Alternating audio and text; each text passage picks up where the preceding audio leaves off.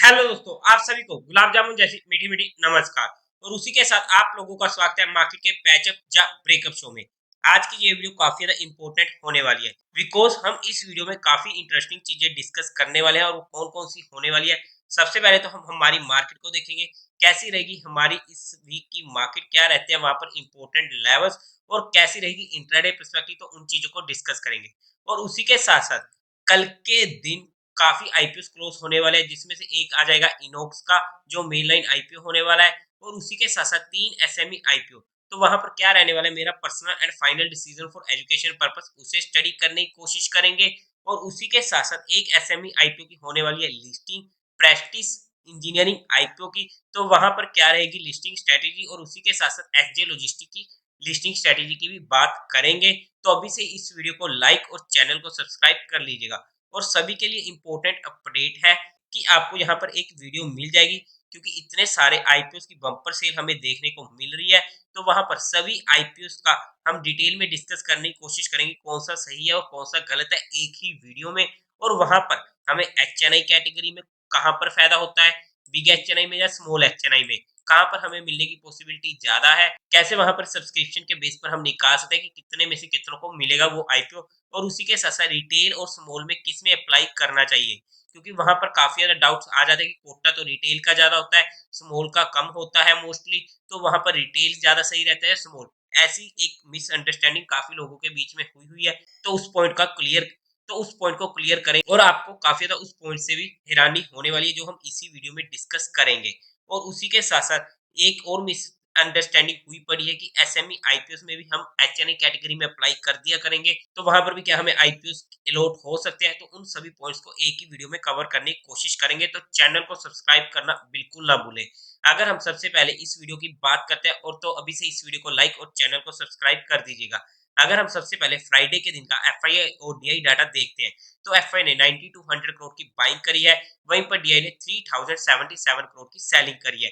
Buying का figure फिर से एक अमेजिंग फिगर है, जो हमारे लिए और मार्केट के लिए पॉजिटिव हो जाता है। आप मानो या ना मानो, एफआईआईज ही हैं जिन्होंने इस फ्रेश ब्रेकआउट को कामयाब किया है। और यहाँ से हमें क्या ही प्यारी रैली देखने को मिली है। अगर आप लोग देखोगे, जहां पर हमने फ्लैट बेस का पैटर्न बनाया था कि किस साइड को भी मार्केट तोड़ेगी, वहां से हमें एक अच्छी मूव देखने को मिलेगी। और क्या ही हमें प्यारी मूव इनडायरेक्टली मिल चुकी थी, और सीधा से गई थी तीर की डायरेक्शन में। और फिर से एक फ्लैट बेस के पैटर्न में फंसी है, कोई भी चीज डिलीट नहीं की गई है। और वहां से भी फिर से एक मूव आई और वहां से निकली।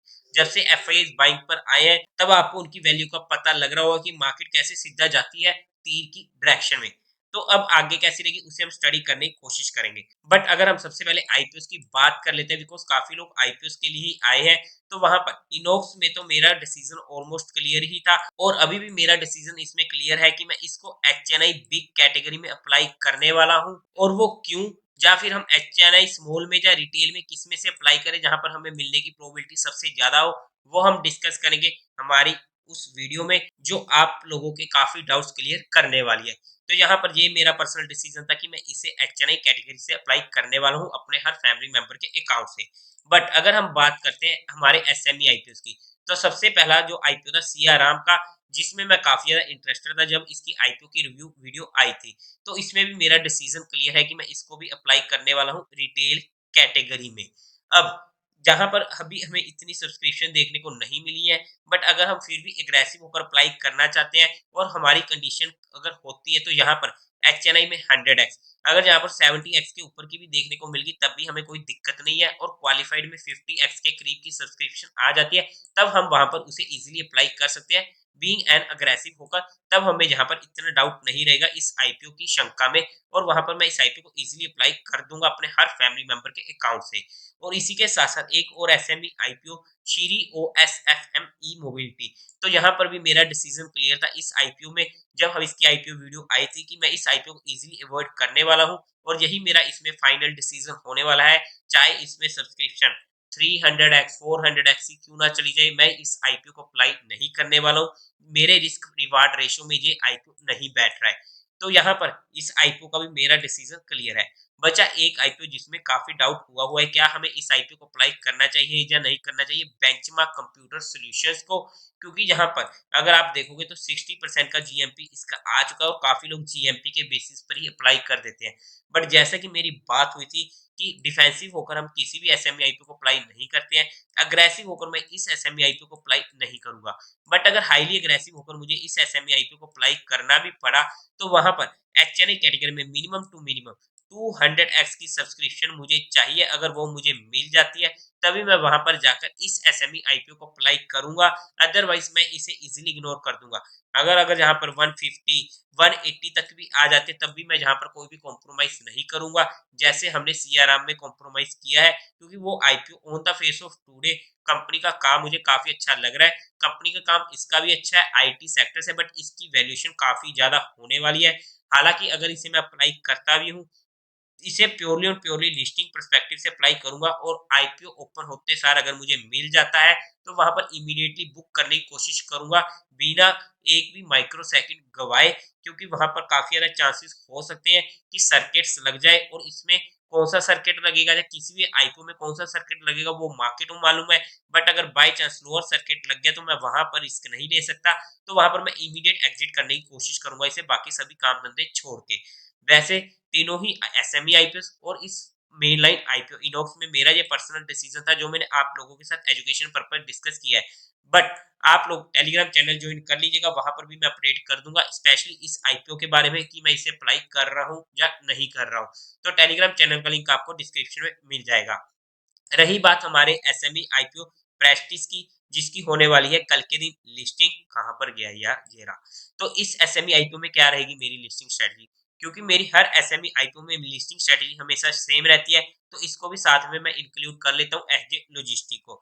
तो यहाँ पर इन दोनों ही एसएमई आईपीओ मुझे पर्सनली अलॉट नहीं हुए हैं, क्योंकि मेरा एसएमई आईपीओ में थोड़ा सा ट्रैक रिकॉर्ड बिगड़ा हुआ है। बट अगर ये आईपीओ मेरे पास होते तो वहां पर जैसे ये आईपीओ लिस्ट होते हैं वहां पर मैं इमीडिएटली अपना प्रॉफिट बुक करके एग्जिट करने की कोशिश करता, और वहां पर बिना एक भी माइक्रो सेकंड गवाए मैं वहां से एग्जिट कर जाता। रीजन की अगर मैं बात करूं तो वहां पर हमें जनरली सर्किट देखने को मिल जाते हैं, अपर सर्किट या लोअर सर्किट। अब कौन सा सर्किट लगना है वो सिर्फ मार्केट को मालूम है, उसके बारे में हम कुछ भी आइडिया नहीं लगा सकते हैं। क्योंकि हम यहाँ पर सोच लें कि अपर सर्किट ही लगेगा या लोअर सर्किट ही लगेगा, वो प्योरली प्योरली पूरा का पूरा तुक्का हो जाता है, और मैं ऐसे तुक्कों में नहीं फंसता हूँ और मैं वहां पर इमीडिएट बुक करने की कोशिश करता हूँ। अगर अपर सर्किट लगा फिर तो हमें मजे भी आते हैं और हमारा प्रॉफिट भी डेली टू डेली इंक्रीज होता रहता है, जिसकी वजह से हमें लालच भी आ जाता है। बट अगर लोअर सर्किट लगा वहां पर हमें दिक्कतें होती है, टेंशन होती है, सेहत खराब होती है, और उसी के साथ साथ हमारा प्रॉफिट भी कम होता है। तो ऐसे में इस चीज से बचने के लिए, चाहे वो किसी भी साइड का क्यों ना हो, मैं लालच नहीं करता। मेरा मोटो था लिस्टिंग गेन लेना, वो मुझे मिल चुका है। उसके बाद आईपीओ 2 गुना हो रहा है, 3 गुना हो रहा है या आधा रह रहा है, मुझे फ़र्क नहीं पड़ना चाहिए, और वहाँ पर जो मुझे मिल रहा है मैं वहाँ पर वो लेके निकल जाऊँगा। ये मेरी लिस्टिंग स्ट्रैटेजी होती है किसी भी एसएमई आईपीओ में। आप लोगों को, जिन भी लोगों को ये आईपीओस अलॉट हुए हैं उन सभी को कांग्रेस, और एटलीस्ट अपने घरवालों को पार्टी ज़रूर दे दीजिएगा, और हो सके तो मुझे भी दे दीजिएगा। एनीवे कोई भी एक्शन बनाने से पहले एक बार अपने फाइनेंशियल एडवाइजर से कंसल्ट जरूर कर लीजिएगा, बिकॉज ये सिर्फ हम एजुकेशन पर्पस डिस्कस किया है। अब अगर हमारी मार्केट की बात करते हैं तो उससे पहले आप लोगों को ना टेलीग्राम चैनल पर कुछ इंपॉर्टेंट ट्रेड्स प्रोवाइड करी गई थी। मैं आपको दिखाने की कोशिश करता हूँ। हमने फ्राइडे के दिन 4 ट्रेड्स प्रोवाइड करी थी, जिसमें से पहली ट्रेड थी बीएनएफ की 47,800 की सी 320 से 330 के बीच में, 300 का एसएल था। इमीडिएट पटाखा बड़ा 363 तक पहुंच चुकी थी, और अगर हमने इसको होल्ड किया तो 580 तक पहुंच चुकी थी डे क्लोजिंग होते होते, और वहां पर हमें एक अच्छा मुनाफा हो चुका था। ऑब्वियसली हम इतनी देर होल्ड नहीं करते हैं किसी भी ऑप्शन को, तो वहां पर हमें इससे ही संतुष्ट होना पड़ेगा। एनीवे उसके बाद हमने दूसरी ट्रेड प्रोवाइड करी 70,800 सी की 200 से 210 के बीच में 20 पॉइंट के स्टॉप लॉस के साथ, जो सीधा पहुंची 360 पे। इमीडिएट टू इमीडिएट मतलब कि लेस देन 5 मिनट में भी ये ट्रेड ने पटाखा मार दिया था। और वहां पर अगर हमने इसे भी होल्ड किया है, हम होल्ड नहीं करते हैं ये मैं क्लियरली बता देता हूं, तो भी वो ट्रेड 600 तक पहुंच चुकी थी, मतलब कि 200 से पैसा सीधा 3 गुना। और उसके बाद हमने एक बीएनएफ की पी प्रोवाइड करी थी, जहां पर हमने कंट्रोल्ड क्वांटिटी के साथ काम किया था। क्यों? क्योंकि मार्केट जिस तरीके से चल रही है, अगर हमें शॉर्टिंग करनी है, मार्केट के ऑपोजिट जाना है, तो हमारा स्टॉप लॉस फिक्स होना चाहिए।